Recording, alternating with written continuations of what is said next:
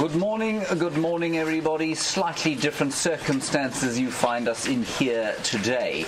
You are on a live safari, sort of. It's raining here in marvellous Africa, from the coast of Mozambique all the way to the west of the Drakensberg. There is a thick bank of cloud that is depositing Africa's richest blessing down on a parched land. My name is James Henry.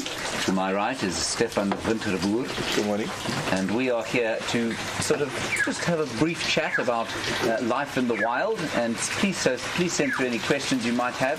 Hashtag Safari Live, questions at wildearth.tv. We're going to talk about a few things that we saw yesterday. And the reason that we are not out on drive, as we would normally be, or on walk in Steph's case, is that it is raining. Very pleasantly raining. It has been raining since about 2 o'clock yesterday evening. And we think this is a decent shower. We've probably had about, 20 millimetres? I would say. Easy. So 20 millimetres was just under an inch, which for here is pretty good. And I think this is going to result in a very nice flush of green grass. I have not, in fact, grown during the night. I'm standing on a log. That's why I look slightly taller than Steph. He is, in fact, much taller than me in real life. Now, we had a lovely question from Paddy that we'll both answer. He wanted to know, before we sort of get you into some of the clips that we've got, if we could bring one animal back from extinction, what animal would that be? What would you... I mean, I must say my first thoughts always go to Jurassic Park and all these weird movies that you see on TV. And I'd probably say I'd love to see a Tyrannosaurus Rex or a Brontosaurus or one of those whale things with the flippers that stick out in all 4 directions. You know, I think that'd be quite nice. Yeah. Astonishing to see something that enormous. I mean, what did the Brontosaurus weigh? Not as much as a blue whale, funny. Oh. So a blue whale's the heaviest thing that occurs in the universe, so far as we know. Really? So far, yeah. And it is a lot of tons. 60, 70, maybe even more than that. And a blue whale? 260 tons. 260 tons. And an elephant is roughly 6 tons. So quite a lot larger than an elephant. Yeah. I think I would like to see... I was just reading yesterday about our human expansion out of Africa. And we caused, as human beings, apart from the extinction of every other hominid species in the world, we also caused the extinction of a huge number of marsupials in Australia. All the saber-toothed cats, they reckon that we probably took care of. And, of course, the woolly mammoth. And so I was thinking somewhere along the lines of a saber-toothed tiger or perhaps a woolly mammoth would be 2 of the animals I'd quite like to see. Nice one, Paddy. So, we'll take you into our first clip. Yesterday, we saw some fairly unusual behaviour from some impala. Brent was on drive, and Steph's going to talk us through it. He's got some theories as for why it was happening. And it was 2 impala rutting, basically, well outside of the rutting season. Of course, the lambs are about to be born, hopefully at the end of next month. So take a look at this, and we'll discuss it when we get back. Oh, there we go. You can hear that. Where are you guys going?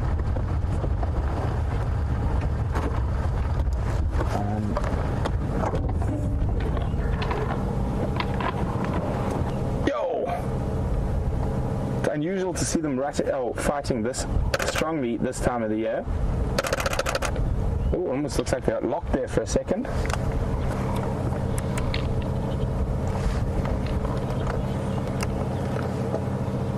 Oh, there we go, and we have a winner. And he's certainly pushing home his advantage. They might come back across here. Wow, look at them go. So wasn't that clip quite interesting, James? I mean, these 2 male impala were busy going at it, but really going at it. They weren't playing. It was a proper fight. And I must say that having a look at that and realizing that the rut was actually in May and it wasn't now gets the thinking, why would impala be fighting first? They don't have pub fights. They don't fight over territory this time of the year. It's not over a resource. The grass is actually looking quite good at the moment. I can only imagine that it comes from the fact that the females are all all having a spike in the estrogen levels just before they go and have their lambs. Their lambs are needing certain things, and I think estrogen is unlocking those last little growth spurts inside of them before they drop their lambs, and the males are reacting to this. The weird thing is that you don't see it with every impala male. You only see it with a couple, but it's intense and it's quite hardcore. And what we were seeing over there was a prolonged, aggressive engagement that resulted in the one turning around and running away, with the other one following it, furiously. And roaring? No roaring, from what I can remember, but definitely engaging. A lot of dust, disengaging, posturing, engaging again, lots of dust, and then fully grown. Fully grown now, exactly. I can only imagine it's these, for lack of a better word, prime males, the fully mature males, reacting to the slight estrus increase in the females.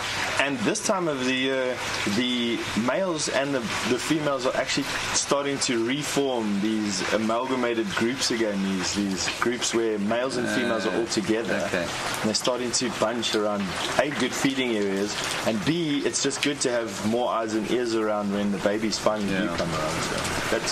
So the other thing that many of you those of you who've been on safari with perhaps less than salubrious guides, I don't think you can be a salubrious guide, never mind, but less than perhaps less well-informed guides may have been told at some stage that an impala is able to prolong pregnancy, so to put off lambing until conditions are favourable. Now, this of course makes no biological sense at all, because it would imply that the impala is able to stop the fetus developing, which is pretty incredible, and certainly doesn't seem to be possible as far as I'm concerned. You've got quite an interesting theory on, well, not theory, I mean it's an observation that's actually backed by some fact. So we don't think that that's possible, and we think it comes from the fact that sometimes in February there will be little lambs knocking about the place, and the question is, how could that happen if the females are all mating in May? And the answer is that there's a very small and sort of it's common, it happens every year, but it's a very small proportion of females will mate during September, and they will have babies in February. And I've seen it's the easiest time to see impala mate, because they do it during the day as opposed to in May, which is during the night time. So we think that's what gave rise to this thought that impala are able to hold the fetus in the uterus until sort of 3 or 4 months after they're supposed to give birth. That doesn't make any biological sense. Whoops, I fell off my log. Okay. A question from D about elephants and their brains, and how much does an elephant brain weigh? I don't know, D. I actually do have that fact somewhere. I'm just trying to recall it in my dusty memory banks here, D. I do know that it's the size. It's roughly this size, which is on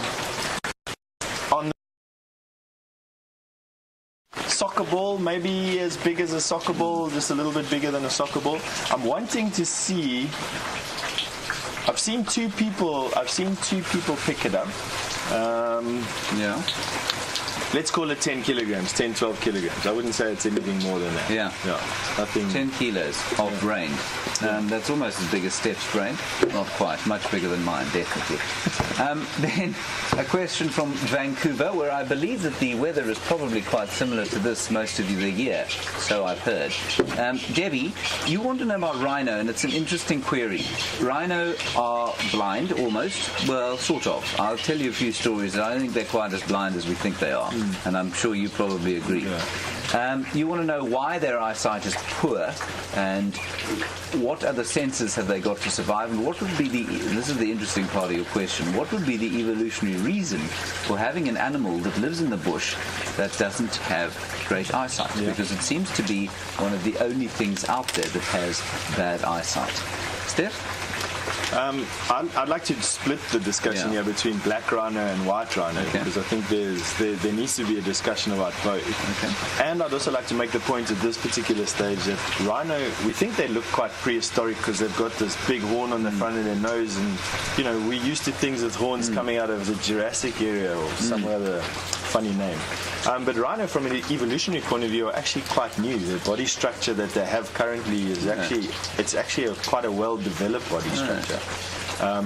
And the migration, we're talking about white rhino here, the migration of the ears to the top of their head, that wide mouth that you see on the white rhino, the horn, the big body structure, the grey colour, and then the eyes, which have become not redundant, but they are situated on the side of the head and not on the front for binocular vision, are all signs that this animal is actually, it fits its environment quite well. So the grass that they eat, face in the grass, ears at the top of the grass, big horn for protection, grey colour for uniformity and for heat and everything else.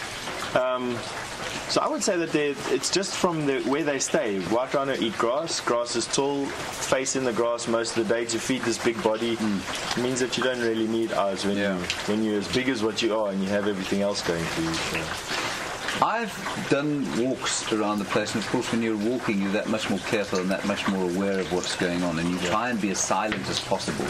And I've done a walk once. We were walking along a dam wall, and it was a big dam. Say, if you've seen Buffelshoek Dam, it's probably twice the size of Buffelshoek Dam, and there was a white rhino standing the other side of the dam, and we thought, this thing will never see us. We'll just walk across the top of the dam wall. There's obviously no danger. It's miles away from us. It can't hear us.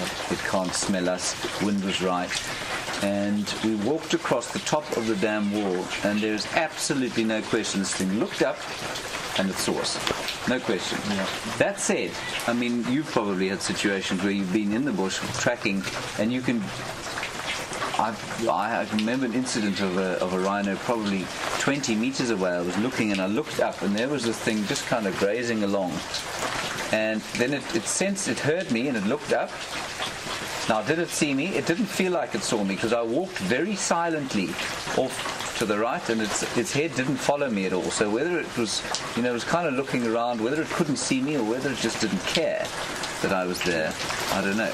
Similar thing, you can quite often get right up to sleeping rhino. You can quite often, if the wind is right at least, stand next to them. They'd almost walk past you while they're coming past. But, a very famous field guide at the moment, a gentleman called Adrian Lowe, also reckons that white rhino are same as us. They're a little bit more dangerous than what we give them credit for, because everyone discounts the danger of a rhino. And B, that their eyesight is also better than what we think it is. They just react better to movement, it seems, and contrast than actual seeing you in the bush. I think also, for us as human beings, our sight is such an important part of what we recognize threats. We don't use our nose to recognize a threat. We sort of use our ears. But if we're looking for a threat, it's through our eyes completely. Whereas for a lot of animals out here, they're using their other senses.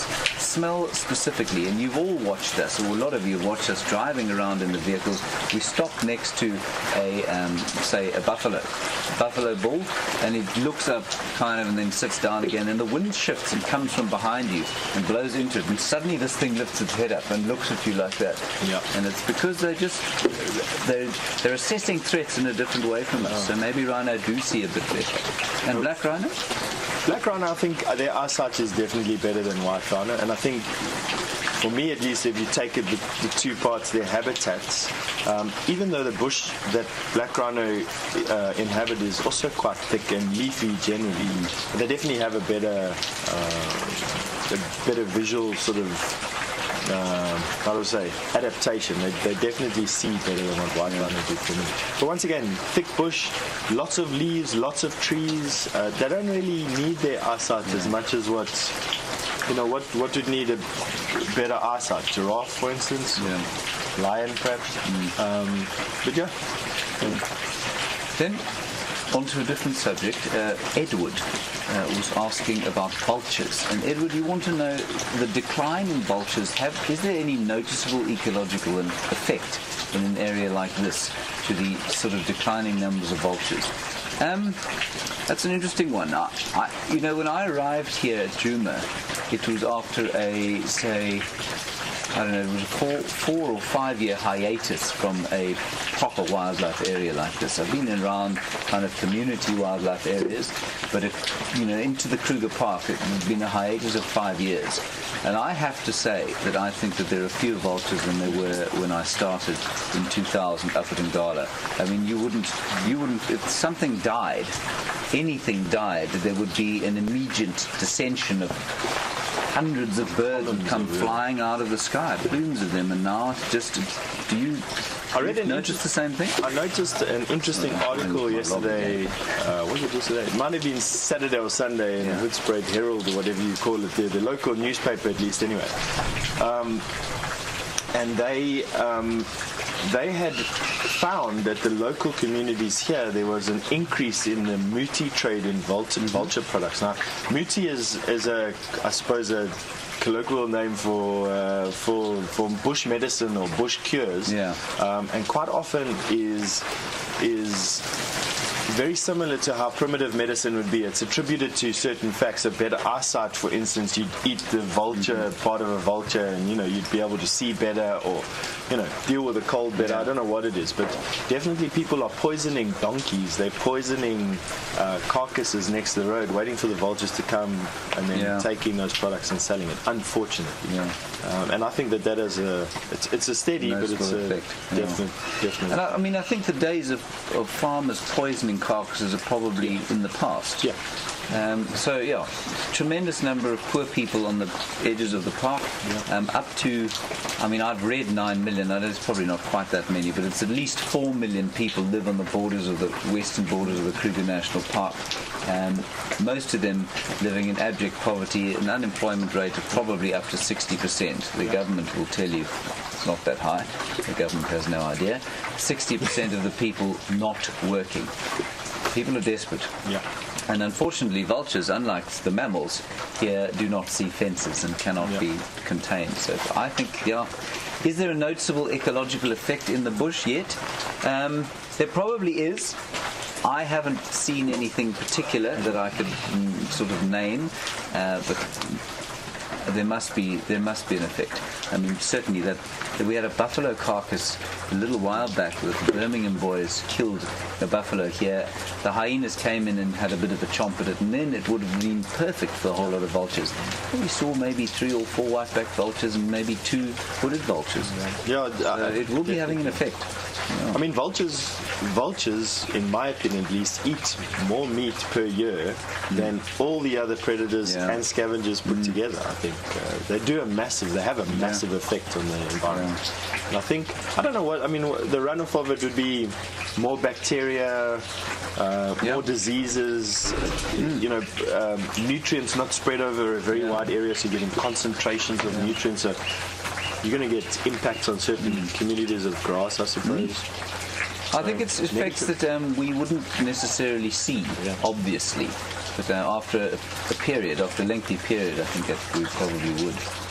All right, let's move back on to the woolly mammoths. There's an interesting sort of discussion going on.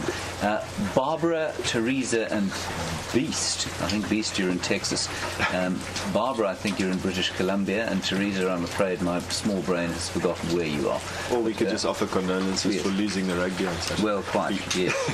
If you're the same Beast. Yes, right. Now, you were asking about woolly mammoths, and the crux of the discussion here is they have found or extracted DNA from a woolly mammoth found somewhere, I think in British Columbia, in Canada.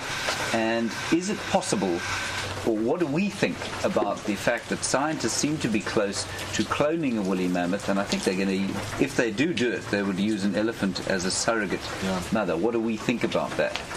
What do you think?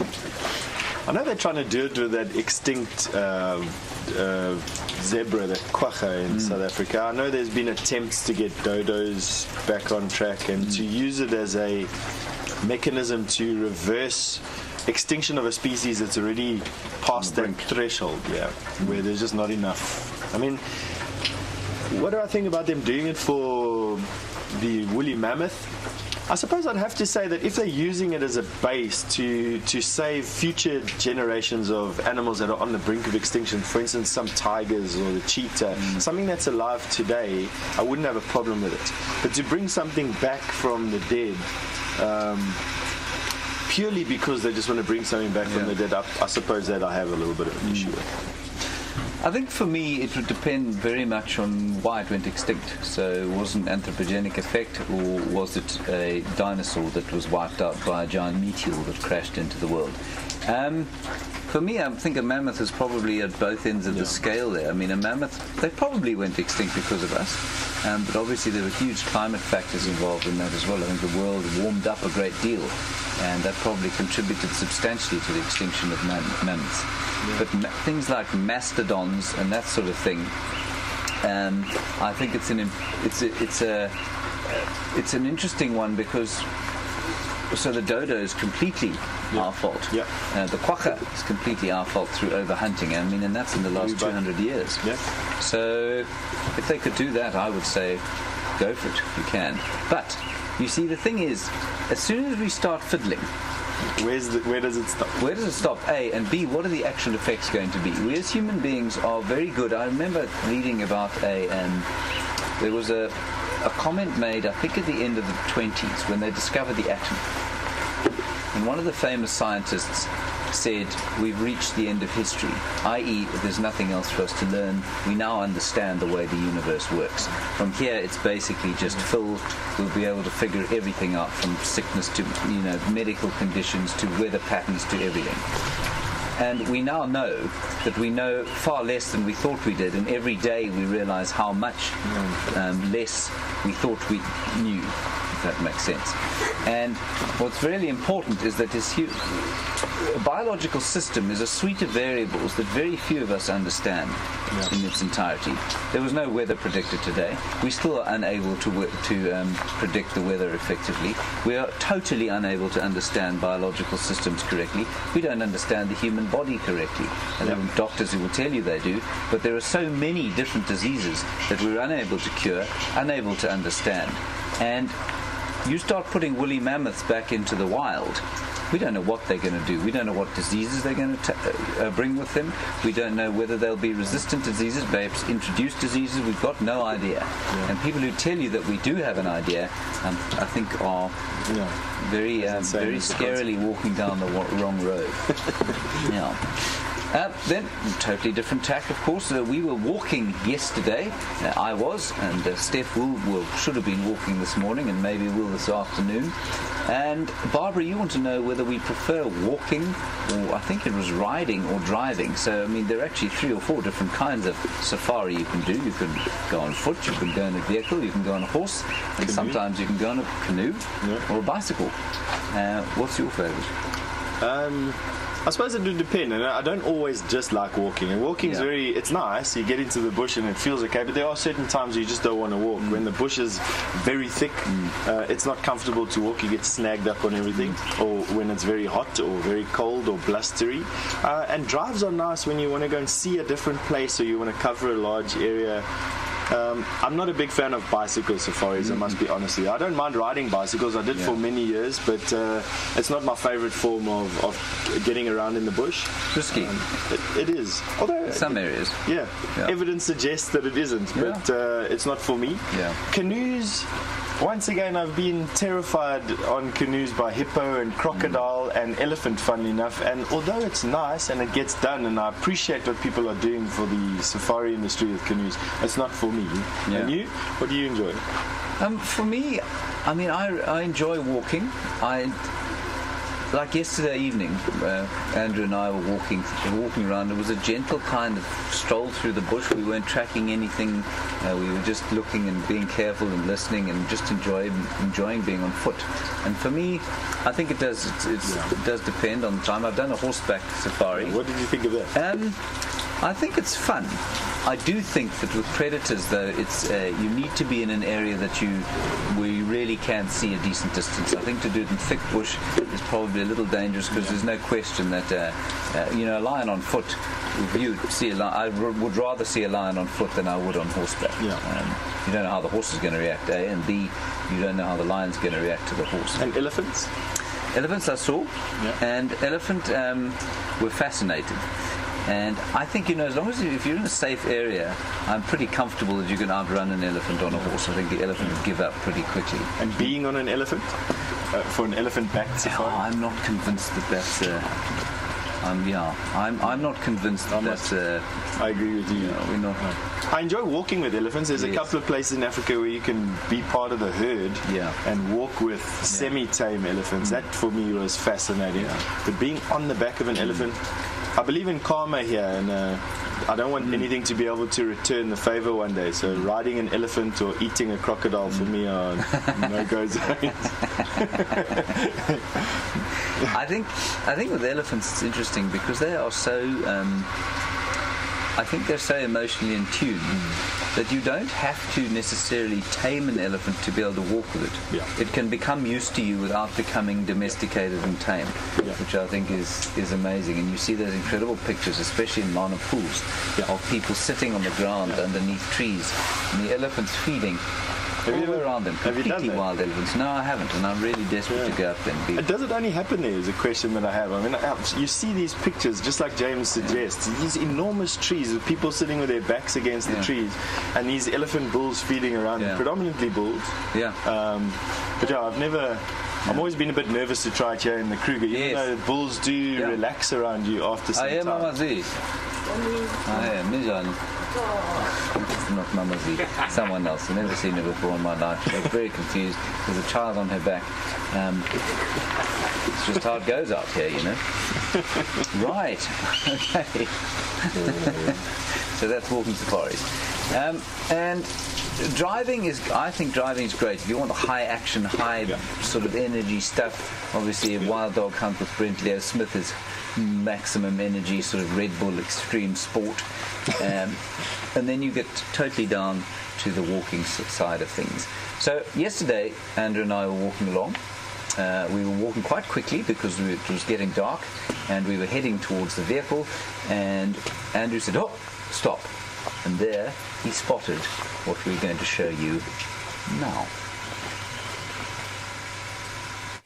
It's a snake. It looks like an earthworm, but isn't.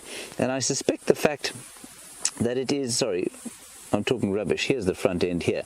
Now, what it's got here, if you look carefully, is that it's got a kind of digging mechanism. It will try and get into the sand to get away from us. And I suspect what you'll also see is that it looks almost like it's got a head at each end, and that's probably for defense, probably to try and detract or confuse predators as to where it's looking and what it's doing. Look at that. There you go. No. Now, I am going to pick it up because I don't want to leave it on the road here. If somebody comes past here during the course of the night, they will definitely run it over. So while we're picking it up, you can have a look at it. Isn't that amazing? Look at that unbelievable little animal, little blind snake. Okay, let's put him over here. I'm not going to put him on a tree. Oh, he's actually hanging there now, very nicely. So we'll let him climb off if he wants to. Just astonishing. Look at the incredible musculature, how that skeleton must be moving. Inside this tiny little body is a backbone.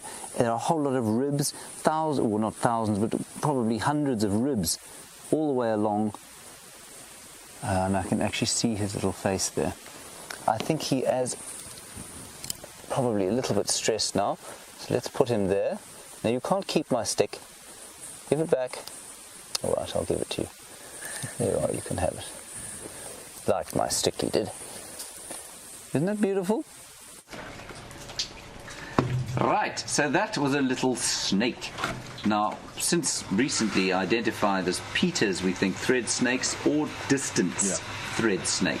One of the two, an interesting snake, and one of the things that I don't know if that part of it was included, but I said that snakes sometimes sham death. And one of the diagnostic features of the Peters blind snake is the fact that it does appear to sham death. Now, shamming death means that it pretends to be dead in order to try and avoid predation. So something like a rinkhouse, which is a sort of a spitting cobra, will do that. And it's an interesting way to try and avoid predation. Shamming death. I'm trying to recall what the terminology for it is in my mind, and I want to say thanatosis. Is that what it's called? Yeah. So there we go.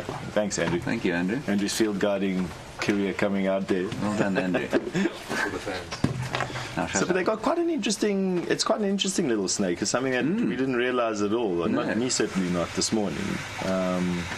About its biology. You know what food it eats, Yes. and Apparently they follow the scent trails of ants and termites back to the nest, and then they either swallow the prey whole, but if it's a big termite, for example, what they'll do is just grab the abdomen and suck out the innards, and then spit the thorax and head into the ether. I'm glad I don't have to eat like that. And apparently a really primitive kind of snake. Yeah. They've got one eye, and it's on the bottom of the One head. eye? Yeah, it doesn't work.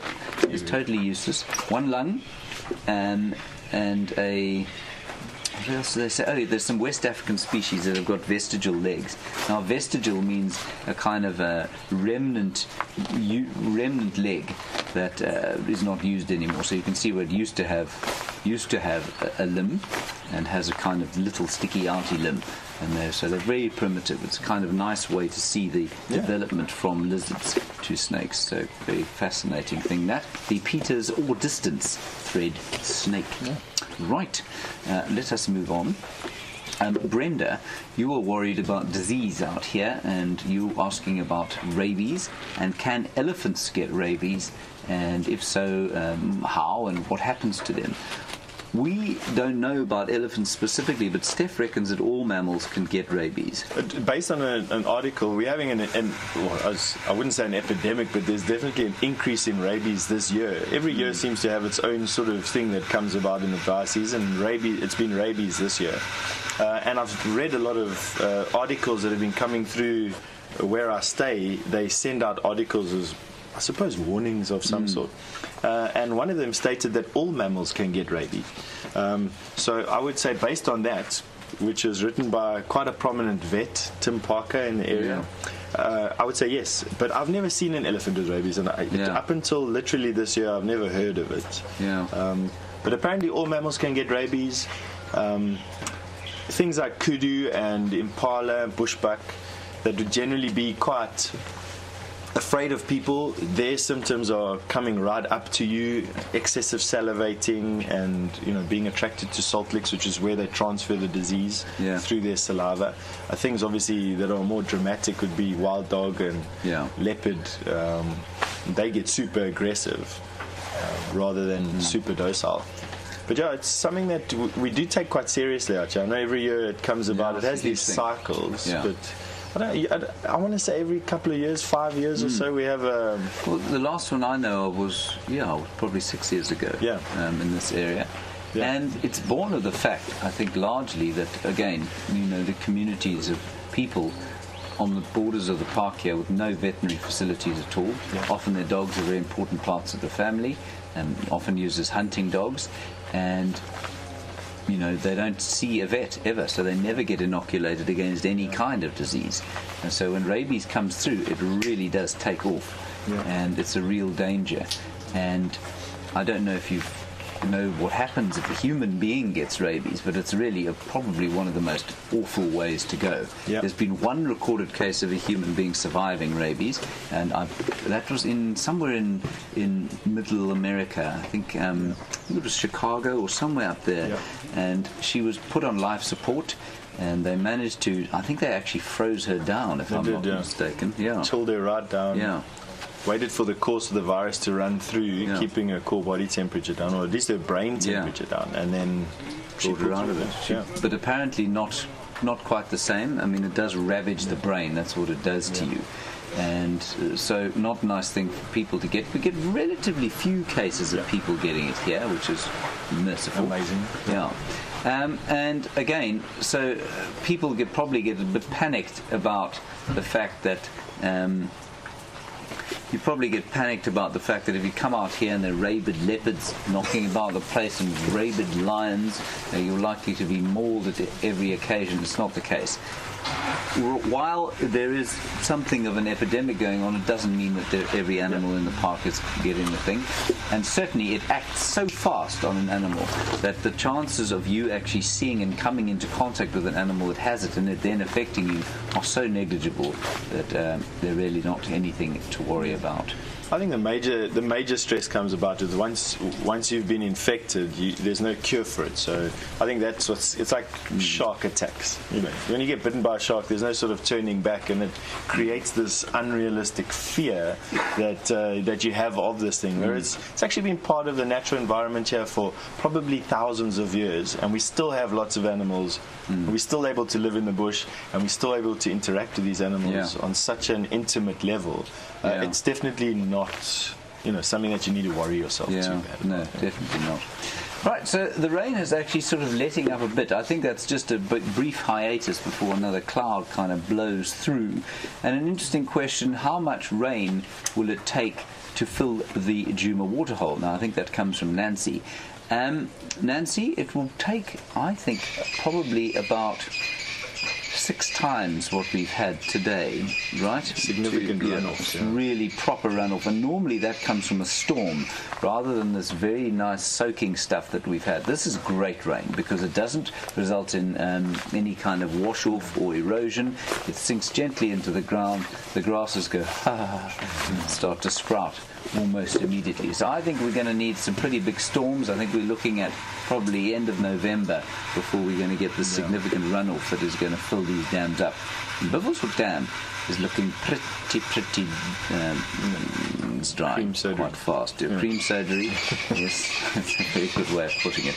And then the predators, of course, they don't really like the rain in some ways. You see lions sitting in the rain, and it's not a very pleasant thing for them at all. And Angie and Terry, you want to know, do they change their strategy for hunting at all? I'm going to say no, I don't think they do. The strategy is the same. They probably would hunt a bit more on a day like this than they would on a bright sunny day. Of course, for the prey, the rain kind of dulls the smell down. It makes it difficult for them to hear what's coming. So they will probably try and they either hang out in the clearings or they go into very thick bush where they can try and hide away from things and stay a bit warmer. But I don't think that the strategy would change at all. It would be the same kind of... I do see, you sometimes see them pick up their movements, and I don't think it's because they're hunting. They'll be opportunistic at anything that comes along. I think it's more to re-establish territorial boundaries that get washed off of leaves and washed off of branches. You see leopard will very often walk up to branches and lift their tail and spurt some urine onto a branch. That gets washed off. And lions would rub their faces into the bushes. So I think in hard rain they won't move around at all, as we've seen, but definitely after rain like now and between rain bouts they will move around, in particular on territorial boundaries. That's what I would say they do. And an interesting one there, of course, is the lions that we've had recently, and we've had so many different prides in a territory that isn't traditionally theirs. And I think that was quite a coincidence that we had a little bit of rain. The Ngahuma pride has been running away from the Birmingham boys, and after that rain, it didn't smell like lion here anymore, and I think that probably contributed to the fact that other prides felt comfortable coming into this area. So that's quite interesting. D, on the subject of rain or lack thereof, you want to know what African animal can go the longest without drinking, and where does it live, etc. D, there are quite a few animals out here that are not dependent on water. I think some of the Namibian antelope, for example, like a dik-dik, probably doesn't ever have to drink. They can probably get all of the water required from the kind of concentrated foods that they find. They have incredibly sophisticated kidneys that are able to extract as much water as possible, and very concentrated urine, so much more efficient than ours, for example. Steenbok? What can you? Steenbok also? Steenbok don't need the humble Steenbok. The overlooked Steenbok. definitely they don't need to drink. The one that we all discount immediately would be the African common donkey. They don't need to drink. So, that's something that we find outside of here. They're one of the most hardy animals that exist here. What else? Most of your predators don't need to drink. Lion don't need to drink. Leopard don't need to drink. No. So there's a lot of them actually. So if you go into an area like the Kalahari or into Namibia, where you get some of the same animals that you get here, and the animals here that will drink habitually, same species up there will just not drink. Yeah. Leopard's another, it's a really nice one and really interesting one, where leopard will drink here after a kill, and they will drink a lot. But they don't have to. They will get lots of water. Remember, their prey species are 70% water, and their bodies are designed to extract that. Interestingly, the animal that is most well adapted to the heat of Africa and moving in the heat of the day, if they have sufficient water, is us. We are far more... There is no animal in the world that is adapted to moving the distances that we are in heat. So we don't do it very fast, but if you were to run a marathon, we're the only animal in the world that is able to run those sorts of distances in the kind of conditions that we're able to. So the wildebeest migrate, but they do it. They don't move sort of 80 kilometers in a day. They wouldn't be able to do that, and they certainly can't do it without water and without quite a lot of fuel. We have an amazing ability to get rid of heat, but we do definitely need to drink. There's no human being that can get away with not having something to drink. Don't we hold the record for being the most adaptable species? We can free dive to 170 meters or whatever it is, so we can withstand 17 times atmospheric pressure on our body. Not a lot of animals can do that. Run, like you say, we're the world's longest distance over a set period of time. What else? We obviously have the biggest brains, most adaptable. We live in cold and extreme heat. Cold and extreme heat, so temperature variations. There's nothing else that really does it. Maggie in Western Australia, welcome. I think you're probably on tomorrow already. I hope tomorrow is going well for you. We hope it goes well for us as well. You want to know about melanism and king cheetah, and do they occur naturally in the area, and where would you maybe be able to find them? As far as I know, king cheetah are naturally occurring. A king cheetah, for those of you who don't know, looks like a normal cheetah, except it's got longitudinal stripes down the back. It's almost like the spots. I'll take some time while James is explaining. Kind of the spots have joined up down the back, and it's a magnificent looking animal. And it's a form of melanism, and melanism, for those of you who don't know, is a way of... not a way. Melanism is an increased amount of melanin, which makes for black coloration. So you get melanistic leopard, which would be what many people call a panther. It's a black leopard. You get melanistic jaguars. Not common. It's very uncommon. In the birds, it's probably a bit more common. And there is a king cheetah there. Andrew, I don't know if you can get in on that. Is that a... Yep. Yeah, very good. And so you can see there, it absolutely looks like a cheetah, but you can see that the spots are very much joined up, especially down the back and round the sides. So that's a king cheetah. And Maggie, they do absolutely occur naturally, and there's no need for them to be specially bred anywhere. And I guess the thing is that people then, once they are found in the wild, often some people will extract them and then try and breed them for, I don't know, exotic animal parks, and of course for the minority of people in the world who would like to go and shoot something exotic like that, which is a great sadness. So melanism is probably less common than we think it is, because a lot of the melanistic animals that we see are bred in captivity, but it's certainly not a common thing at all. There's rumours that there's melanistic leopard all over the place, and from the outskirts of Pretoria, as far as I know, to all the way into here. But I've never seen one. I've never seen a photograph of one. Obviously, as you get panthers. I've seen pictures of them. The Pretoria Zoo had a black leopard at a time. That's right. Yeah, I remember as a kid. And there's supposed to be one around Leidenburg. Supposed to be one around Leidenburg, but they've had a project going there for how many years? Yeah, a couple of years now, almost a decade as well. Haven't managed to find it just yet. But, and Gillian, Wisconsin, not Milwaukee at all.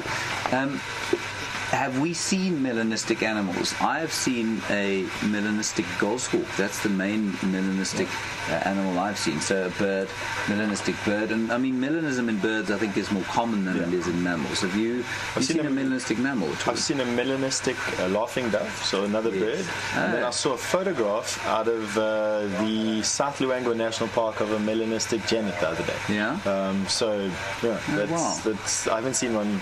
Mammal, nothing. And would you say that something like a pigeon, the common feral pigeon, the different colorations, that's melanism and it's leucism, and you get the rufism, I think it's called. So if you ever want to know about these different things, go outside, find a whole lot of pigeons. You'll find them in a park anywhere you like, and those different color variations, you'll find very black ones, you'll find almost plain white ones, and you'll find red ones. And that's exactly what this is. It's melanism, it's leucism, which is the kind of opposite end of melanism, and then you'll get the rufism as well, which is the kind of reddish colour. Right. We are going to move on to probably our final question now, and it's I forget entirely who it comes from. It's to both of us about. It's from Deb. Thank you, Deb. And you want to know what it is that we both. What is it that we both want to see? Sorry, there's a lot going on in my ear at the moment. What are the animals that we most want to see, or what are the animals that we've been most surprised by seeing out here? Steph? I want to see honey badger all the time. I quite enjoy them. They're very active, and they're always doing something, and they always look like they're getting up to mischief. And what have I been most surprised to see out here? Probably a cow. I've seen a cow in the Sabi Sands, just a normal domestic cow. And the story that surrounded this cow was insane. So there was a story of one of the chiefs in Mozambique who wanted to get to Huntington Village, which is a village lying on the opposite end of the Kruger National Park, and decided that he'll strap up his cow and ride it across the Kruger National Park. He made it and then sent his cow home. And we caught the cow on the return leg, trotting down the main road that joins Satara to Nwaneti. And that would have been surprising. That was very surprising. Yes. Okay, so Rebecca in Santa Barbara, you want to know what the most surprising event of our sort of safari lives is? That's pretty good. In terms of animals that I've been most surprised to see, or that I would most like to see out here, I don't know. I think we've seen pretty much the suite of species that can be around here. I'm always fascinated by seeing interesting snakes in this area, and I also, you see them often, but to see wild dogs is just the most wonderful thing for me. I think, and for me, the most surprising thing when I moved out here, what was the most surprising thing or most enjoyable thing for me being on safari, Rebecca? I think it was my first experience of seeing animals on foot alone. Having that experience of being unarmed, alone, and being that kind of real touch with the wilderness, where it's you and it's the wilderness, and if you make a mistake you're going to get into trouble. And that is apart from being an interesting experience, it was a really kind of touching experience, because it really connected you suddenly. Boom, I felt connected and plugged in suddenly to the wild, and that was the experience that had. Do you have a bucket list of animals that you'd like to see here? I don't think I do. There are lots of animals I'd like to see. I'd love to see tigers in the wild. I'd love to see a king cheetah. I'd love to see I'd love to go and see chimpanzees and gorillas. Yeah. I think that those would certainly be well on my African bucket list. To see. It's amazing how even after all these years of guiding, we still have so much stuff that we haven't seen, and that's just individual species, not even the behavior of species, which is a lifetime of wanting to see. And okapi. And okapi, yes, in the wild. Yes, exactly. No, I don't know. Out here in the Kruger National Park, I'd probably say there's a couple of the mongoose species I haven't seen, like Salu or Mellor's mongoose I haven't seen. I haven't seen a water mongoose. I'd like to see one of those. James quite right. A couple of snakes, a few birds I haven't had the pleasure of seeing. So. On the water mongoose, we're going to wrap the show up now. Of course, in fact, the mist is now blowing into the garage where we're standing. I'm going to tell you a small story about the water mongoose, and I wonder if you haven't heard this before. And I've heard it from Shangaan people, I've heard it from Xhosa people who've never been in contact with each other. The water mongoose, I think down in the Eastern Cape, is known as Umvusi. And Umvusi is known as a chicken killer. And apparently the way that Umvusi catches chickens is to go into the chicken coop at night. And it's a bit of a grim story, this, but I'm going to tell it to you anyway. And what it does is it inverts its bottom so that it looks like a tomato, sort of sends it, has some kind of a fold of skin inside the bottom, sends it out of the bottom, and it looks like a tomato, and it then faces towards the chickens. The chickens then become really excited by the fact of a midnight snack of tomato, and as they attach themselves or try to peck the tomato, so Umvusi reinverts his bottom and sucks the chicken's head into his bottom and then runs off out of the chicken coop. I have heard this story many times from people who've never seen each other before. It's always my uncle saw it. It's never I've actually seen it. It's always my uncle seen it. But how that story about the water mongoose, which I don't believe to be true, just in case you thought I did, how that has spread throughout southern Africa, I can't imagine. Have you ever heard that before? Oh, yeah, it's wonderful. Tsokoloshi is, but not that. Stay away from water. Right, on that rather sort of, disturbing note, we're going to leave you. We will hopefully be on drive this afternoon at 4 o'clock, one of us on foot, or both of us in cars. It depends on what we can fix and what we can't. Thank you for your questions. It's always much easier standing here staring at the camera while we have something to talk about from you, as opposed to just making things up as we go along. So thanks very much for that, and we'll see you a little bit later. Absolutely. Bye-bye.